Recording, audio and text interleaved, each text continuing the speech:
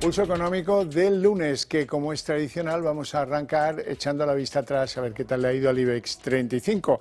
Al cierre 0,36 de avance, 14.202,8 el índice general al terminar la sesión, con algunos valores que hoy han roto la pana. Es el caso de Acerinox, 5,28 arriba, es el caso de Indra, 3,04 arriba, o de IAG, que ha subido 2,58.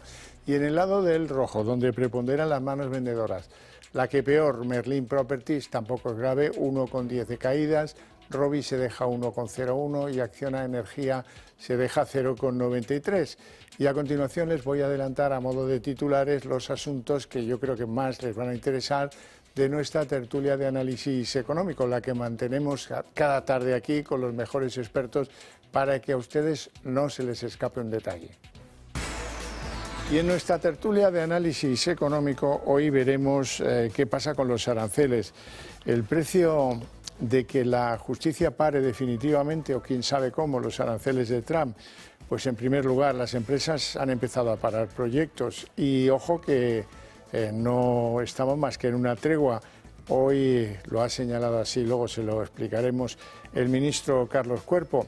Y en segundo lugar, la actividad industrial en España ha vuelto a crecer en mayo después de 3 meses de contracción en un contexto de recuperación de la confianza empresarial en la medida que pues parece disminuir la incertidumbre en torno a los aranceles globales, propiciando un aumento de stocks de compras y también de empleo.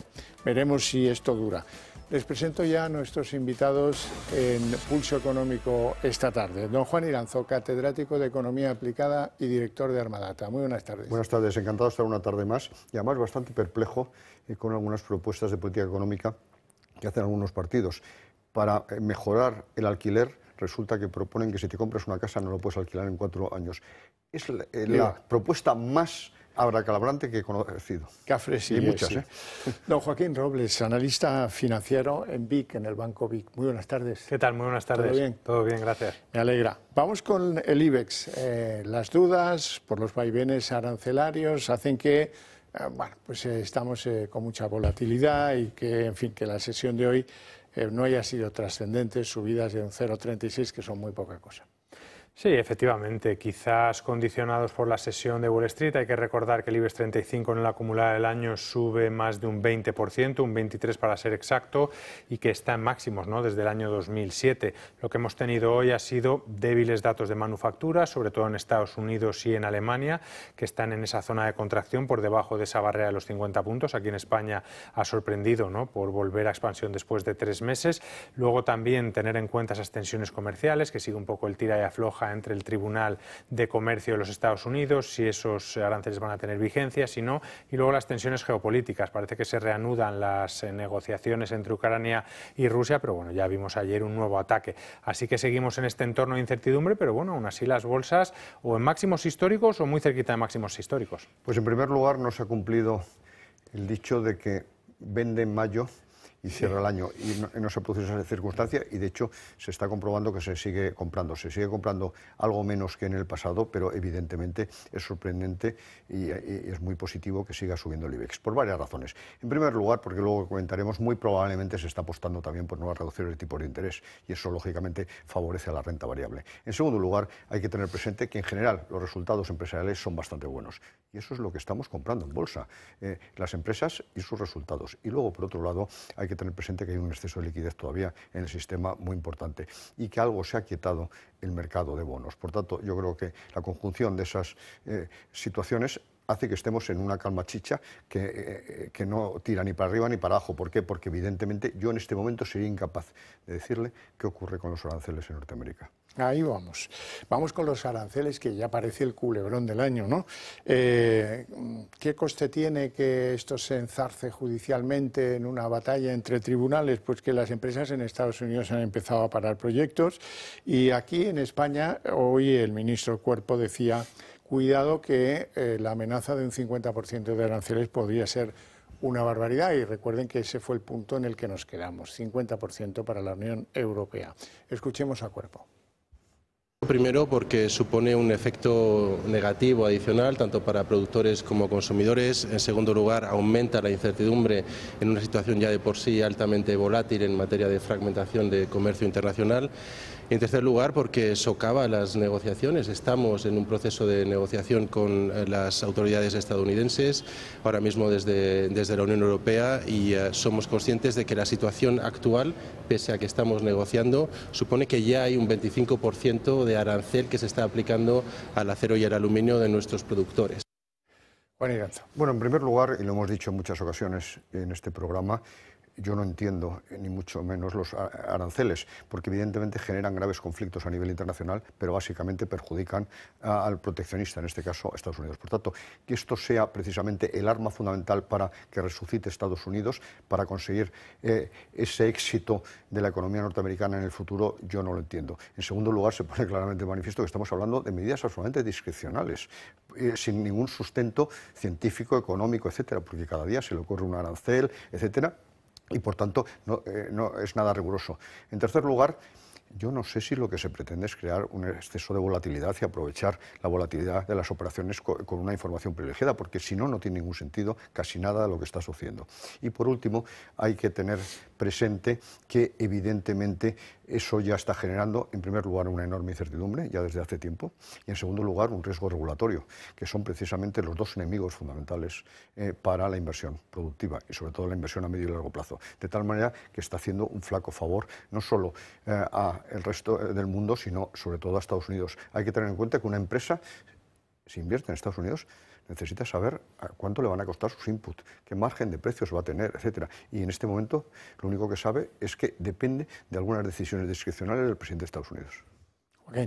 Sí, efectivamente, y además que muchas de estas medidas son totalmente contradictorias, ¿no? Porque lo que dice Trump, por un lado, es, vale, yo primero voy a empezar con los aranceles, voy a dar un golpe encima de la mesa. Es verdad que si amenazas con 50% de aranceles y luego se quedan un 10%, parece que has hecho una buena negociación, ¿no? Pero claro, luego después de los aranceles vas con la propuesta de recorte fiscal. ¿Y cómo justificas ese recorte fiscal? No, porque vamos a crecer más y vamos a recaudar mucho de los aranceles, ya, pero de repente ya no estás creciendo más. El primer trimestre fue un menos 0,3%. Y los aranceles ya están en entredicho que vayas a ingresar esa cantidad que pensabas, ¿no? Y mientras tanto, el resto de países ahora dice, oye, ¿voy a negociar o no voy a negociar? Porque si los van a declarar ilegales estos aranceles, pues ¿para qué voy a empezar una negociación si no va a llegar a ningún puerto? Entonces yo creo que este tipo de incertidumbres no beneficia a nadie, pero lo sorprendente es cómo está reaccionando el mercado, y eso en gran parte es porque se está debilitando un poco la economía, pero todavía no en exceso, y porque, como decía Juan, ¿no?, los resultados empresariales siguen justificando estas valoraciones. Bueno, en España, la actividad industrial española ha vuelto a crecer en mayo después de 3 meses de contracción. Es un contexto nuevo de confianza, es que algunos han adelantado ventas a Estados Unidos. Parece usted el ministro de Industria, efectivamente, por la satisfacción con lo que dice este dato, que hay que matizar mucho. En primer lugar, es un ligero crecimiento del 1% interanual. Después, estamos hablando de marzo del 2025, son los datos de marzo, después de importantes caídas en febrero y en enero pasado. En segundo lugar, hay que tener en cuenta que fundamentalmente lo que ha tirado es el sector energético, por una serie de circunstancias que se han dado a lo largo del mes de marzo, pero luego ha subido ligeramente bienes de equipo y algo los bienes intermedios. Sin embargo, los bienes del consumo, que eso es lo que es muy preocupante, han seguido cayendo, y los bienes de consumo final también, de tal manera que eso pone de manifiesto que si lo vinculamos con el resto de la economía es coherente con una clara desaceleración de la actividad económica. Pero evidentemente un mes desde el punto de vista de la producción industrial ha sido bueno después de varios malos y por los pelos, debido fundamentalmente a una situación energética muy excepcional. De tal manera que realmente yo creo que lo que nos tenemos que plantear seriamente es cuáles son las razones por las que el sector industrial español se encuentra en la situación que se encuentra. Los aranceles, la incertidumbre, pues algo puede significar, si bien es verdad que también se pueden adelantar ventas, pero básicamente se debe a la falta de productividad de la economía española, como hemos comentado en muchas ocasiones, y sobre todo las medidas medioambientales que tienen que soportar precisamente las empresas europeas en general, pero sobre todo las españolas, que nos resta enorme competitividad. Joaquín. Sí, luego también hay que tener en cuenta que la economía española tiene una ponderación mucho mayor al sector servicio que a manufacturas. Entonces, no ha pesado tanto ese negativismo como otras economías, ¿no? Como la italiana, como la francesa o como la alemana. Y bueno, por eso hemos visto un dato por encima de esa barrera, ¿no? Que comentábamos antes de los 50 puntos, que lo que muestra es una expansión. Y es verdad que bueno, ese aumento, ¿no? de los pedidos también está ayudando a las contrataciones. Es verdad que estamos muy lejos, ¿no? de la tasa de empleo media de la zona euro, pero bueno, si miramos nuestros datos históricos sí que estamos en la parte baja. Vamos con los tipos de interés. El Banco Central Europeo ya está a punto de una nueva rebaja de tipos, algo que si no produjera, pues causaría sorpresa en los mercados. Efectivamente, y bueno, estamos viendo cómo puede ser la octava movimiento, el octavo recorte de tipos de interés aquí por parte del BCE para llevar ya la tasa de depósito al 2%, desde el 4,5% que estaba a mediados del año pasado. Hay razones más que de sobra para hacerlo, en el sentido de que el principal objetivo del BCE es estabilizar los precios y se ponen como objetivo el 2%. La inflación ha marcado un 2%, por lo que en ese sentido sí que lo justifica. Y luego hay otros factores. El Banco Central utiliza los tipos de interés también para controlar la inflación, pero para impulsar el crecimiento. Llevamos 2 años de apenas crecimiento de la zona euro, más 0,2, más 0,3. Es un motivo más que de sobra para impulsar la economía. Y luego el tercero, para financiar al menor coste posible. Acabamos de aprobar en Europa un paquete de gasto en defensa muy ambicioso, 180.000 millones este mismo año, y luego también Alemania, que es el principal motor de Europa, un paquete de gasto de 1.500.000 millones en infraestructuras. Entonces, bueno, pues todos estos factores ayudan a que el BCE siga tomando estas decisiones, pero cuidado, a partir de ahora podríamos ver una pausa y quizá un recorte más, bajar hasta el 1,75 a final de año, pero yo creo que ya podría ser suficiente. ¿Por qué? Porque si sigues bajando tipos, que puede ser beneficioso por todo lo que he comentado, también corre riesgos. El riesgo es sobrecalentar la economía y que vuelva a haber repuntes de inflación, porque hay que recordar que la tasa de empleo sigue en niveles muy bajos y sigue habiendo presión salarial. Y luego la otra, te quedas sin herramientas en el futuro. Si de repente te viene un shock de mercado, te has quedado sin cómo impulsar, ¿no? la economía. Pues en primer lugar hay que recordar que la Reserva Federal norteamericana y el Banco Central Europeo son cómplices de las barbaridades que se han hecho en los primeros años del siglo XXI. Ese exceso de liquidez, esos tipos de interés reales negativos, lo que han provocado es un sobreendeudamiento de la economía pública y privada, y eso lo estamos pagando en la actualidad. Por tanto, cuanto más bajen los tipos de interés, más puede favorecerse ese sobreendeudamiento.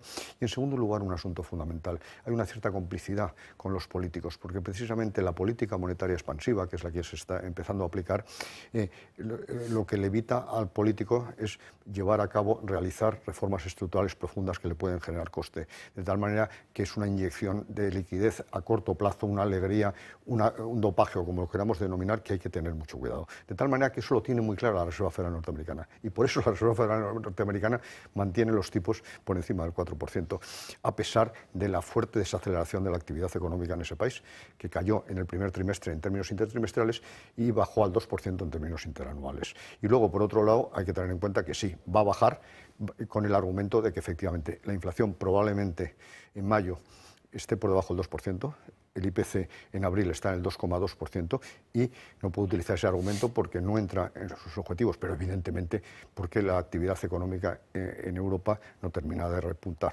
Está claro. Vamos a la bolsa española, donde hay algunos nombres propios que despuntan en el día de hoy. Acerinox, que ha subido más de un 5% debido a su posición estratégica en todo este lío de los aranceles. Efectivamente, Donald Trump estos últimos días ha anunciado que estaría dispuesto a duplicar los aranceles al acero de un 25 a un 50%. Además, hay que recordar que si bien es cierto que, como comentábamos antes, que el Tribunal de Comercio podría declarar ilegales o inválidos algunos aranceles, estos no afectarían a los de las materias primas como el acero. Y bueno, Acerinox se ha visto impulsado precisamente porque ya hace años compró una empresa en Estados Unidos y gran parte de su producción la realiza allí. Además, ha visto, ¿no?, como durante los últimos meses el consumo de materias primas se ha estabilizado y que ahora en el corto plazo puede ser un poquito más barato por la debilidad del dólar comparativamente, ya que todas las materias primas cotizan en dólares. Y ya para terminar, bueno, Acerinox era una compañía que lo venía haciendo bien, va subiendo alrededor de un 15% en lo que va de año y cuenta con el gran respaldo por parte de los principales bancos de inversión. De hecho, en Bloomberg se puede ver cómo el 90% recomienda su compra y con un precio objetivo de 15 euros, muy por encima de lo que está ahora mismo. Profesor Iranzo. Pues efectivamente, Acerinox se beneficia de la subida de aranceles si estos se aplican. ¿Por qué? Porque En primer lugar, produce en Estados Unidos, pero en segundo lugar, ¿qué va a producir esa subida de los aranceles del 25 al 50% en el acero y en el aluminio? Porque estamos hablando básicamente de aluminio. Pues que evidentemente el nivel de precios en Estados Unidos va a subir, por tanto ellos tienen capacidad para elevar los precios y aumentar el margen. Eso es lo que no termina de entender el señor Trump en ningún sitio, pero evidentemente a eso les beneficia enormemente y los analistas también. Pero es que hay que tener en cuenta también que estamos hablando de una planta, la de Acerinox en Estados Unidos, enormemente productiva. Yo tuve relación hace años con el primer presidente que llevó a cabo esa expansión y recordaba que entraron en Estados Unidos porque los costes laborales, no los salarios, los costes laborales, es decir, vinculados a la productividad, eran más bajos en Estados Unidos que en la Bahía de Cádiz. De tal manera que, evidentemente, este es un ejemplo clarísimo de una empresa eficiente que ahora se va a beneficiar de los efectos negativos que generan los aranceles. Bueno, hablemos de Inditex, porque Inditex divide a los analistas y yo les pregunto si es buen momento o no para entrar en la matriz de Zara. Bueno, es verdad que es una de las empresas más representativas de la bolsa europea, pero que está en máximos históricos. De hecho, es por capitalización la primera del IBEX 35, con 150.000 millones de euros. Es una compañía que viene comportándose muy bien durante los últimos años, con subidas de doble dígito y que cada vez ya es más difícil que siga superando esas expectativas. Venía de crecer las ventas a doble dígito, probablemente este año lo haga a un solo dígito, alrededor del 7%. ¿Esto significa que la compañía está mal? No, todo lo contrario, que está muy bien, pero que ya el margen de subida que tiene en bolsa pues es más limitado, depende pues de las innovaciones que vaya, pero yo creo que no hay más que acercarse, ¿no?, a una de las tiendas del grupo Inditex para ver cómo siguen siendo los número uno si lo comparas con su competencia más directa, ¿no? O sea, ahí llegas y ya con el código QR puedes comprar o descambiar, no tienes que estar buscando pedidos, ya están funcionando con las nuevas etiquetas que van a poder localizar una prenda, esté en la tienda que esté y te la van a mandar desde donde haga falta, vas a llegar y vas a echar todo, ¿no?, en un cajón que tienen y ya te van a cobrar igual de rápido, ¿no?, que si quieres comprar o descambiar, y esto es al final lo que está en precio. El IBEX 35 va subiendo un 23%, Inditex va ligeramente en negativo, un 4% abajo, aún así sigue siendo una empresa que en una cartera bien diversificada tiene cabida. Hombre, evidentemente está en máximos, por tanto ya da un cierto miedo, un mal de altura importante, y por tanto hay que ver las cosas con microscopio. Y en este sentido, los gastos están creciendo el 6,5% y el argumento que utilizan los directivos, el CEO, precisamente es sí, pero las ventas más. Lo que hay que ver es cómo se comportan los márgenes. Y al no especificarlo clarísimamente, pues a mí me preocupa. Y luego, por otro lado, un asunto muy vinculado con todo lo que decíamos anteriormente y que a mí también me preocupa, que Europa cada vez es más su mercado principal. Si analizamos la evolución de sus principales mercados, ha pasado a representar el 45% al 50,6%, excluyendo España. Y España también ha seguido creciendo hasta el 15,6%. De tal manera que, evidentemente, su negocio cada vez está más concentrado en una zona que no termina de crecer significativamente, aunque haya aumentado su negocio. Y eso, de cara al futuro, es bastante preocupante. Por tanto, yo creo que es una magnífica empresa, pero de cara al futuro hay que tener cuidado para entrar ya en los niveles actuales. Bueno, hablemos de Repsol. Repsol ha conseguido algo difícil. Después del día de la liberación y del origen de la polémica sobre los aranceles, ellos han hecho lo que no esperaban muchos, recuperar los 12 euros por acción. Sí, efectivamente, y de hecho desde los mínimos del mes de abril sube más de un 25%, una compañía que sigue muy ligada a los precios del petróleo, y los precios del petróleo lo que han hecho este año es caer cerca de un 15%, y ahí tenemos muchos factores, ¿no? Fundamentalmente este contexto de incertidumbre que parece que puede llevar a un debilitamiento económico, lo que se traduce normalmente en un menor consumo. Luego hemos visto a la OPEP, que controla cerca de un tercio de la producción mundial de petróleo, aumentar su producción, tenía una política de recortes, ¿no?, para mantener los precios altos, de 2,1 millones de barriles diarios, pues lo ha aumentado más de lo que esperaba el mercado, en 400 y pico mil barriles diarios, con varios motivos, ¿no?, para castigar a algunos miembros que no estaban cumpliendo con el acuerdo, y luego quién sabe si también para bueno, pues cumplir un poco con los deseos de Donald Trump, que quería bajar los precios. Entonces, bueno, la petrolera española lo ha sufrido, ahora poco a poco va recuperando, y a ver si busca ese punto de referencia, los 12,5 euros por acción, una compañía que trata de diversificar su negocio, pero que sigue teniendo una gran dependencia. Sí, efectivamente, ha diversificado y, de hecho, en este momento está adquiriendo cada vez más contratos de abastecimiento de gas y de electricidad, por ejemplo, para los hogares, pero también para las empresas. De tal manera que esa diversificación es una de las razones que explica esa recuperación después del hundimiento que se produjo a raíz del Día de la Liberación y de la incertidumbre respecto a su producción en Venezuela, que es otro de los factores claves por ese boicot que Trump está haciendo y que me parece lógico a Venezuela para ver si salta definitivamente ese régimen totalitario e ilegítimo. Luego, por otro lado, hay que tener en cuenta que sí, su consejero delegado está anunciando una mejora importante en los dividendos y eso es quizá otro de los factores que lo ha impulsado. Pero lo que hay que tener en cuenta es que en los próximos meses muy probablemente el precio del petróleo irá a la baja, por dos razones. En primer lugar, porque la economía no está creciendo lo que inicialmente estaba previsto, si bien es verdad que China sí lo hace, que es el gran importador de petróleo, y en segundo lugar, porque evidentemente cada vez hay más petróleo en el sistema, tanto porque la OPEP está intentando hacer daño a los que no lo cumplen y por tanto aumentando la producción, pero también porque hay que recordar, y eso es un acierto muy importante de Donald Trump, que ha apostado por el fracking y el fracking lógicamente lo que hace es aumentar enormemente la oferta de petróleo y sobre todo conseguir no solo que Estados Unidos tenga autoabastecimiento de crudo, sino que pueda exportar, de tal manera que todos esos factores hacen que el precio del barril difícilmente superará los $65 en los próximos meses, hoy estaba a 63, estará en ese nivel 60-65 y por tanto Repsol tiene un recorrido no muy espectacular en los próximos meses. Iranzo, la Unión Europea ha decidido multas millonarias, 329 millones para dos repartidoras, Glovo y Delivery Hero. ¿Recurso? ¿Quién sabe en qué quedará esto, no? Yo estoy a favor de la competencia y es muy difícil demostrar que no hay competencia, pero evidentemente lo primero que hay que ver es que parece ser que en junio del año 2020 y cuando menos hasta el año 2022, como consecuencia de la compra de una parte precisamente del Globo, se produjo una clarísima cartelización del mercado. ¿Y cómo se produce esa cartelización del mercado y cómo se ha demostrado? Pues en primer lugar porque se intercambiaron información respecto a los mercados y los precios. Lo que va absolutamente en contra de los principios de la competencia. En segundo lugar, porque se repartieron el mercado directamente, como se ha hecho tradicionalmente en el mundo del petróleo o incluso en el mundo de otras materias primas. Se repartía el mercado. Y en tercer lugar, un asunto muy importante, no hay suficientes repartidores y precisamente lo que se estableció es un acuerdo también para no no tratar de acceder al personal de la otra compañía. Por tanto, es una cartelización de libro que significa una multa, y eso me parece exagerada, de 390 millones de euros, si bien es verdad que les han hecho un descuento del 20% respecto a lo que estaba previsto inicialmente la semana pasada. Joaquín. Bueno, yo creo que lo ha comentado muy bien Juan, ¿no? Al final este tipo de cosas, bueno, pues lo que tiene que hacer la Comisión Europea precisamente, ¿no? Es castigarlo y aquí lo que hemos visto, bueno, pues es un caso de aprovechamiento, ¿no? En que, bueno, tenían una información privilegiada que en teoría no deberían compartir y lo han hecho, ¿no? Así que veremos en qué queda porque ha sido la multa máxima en el caso de Glovo, el 10% de su facturación. Pues sí, hablemos del euro. El euro sube con fuerza frente al dólar, rebasa el 1,14 de intercambio.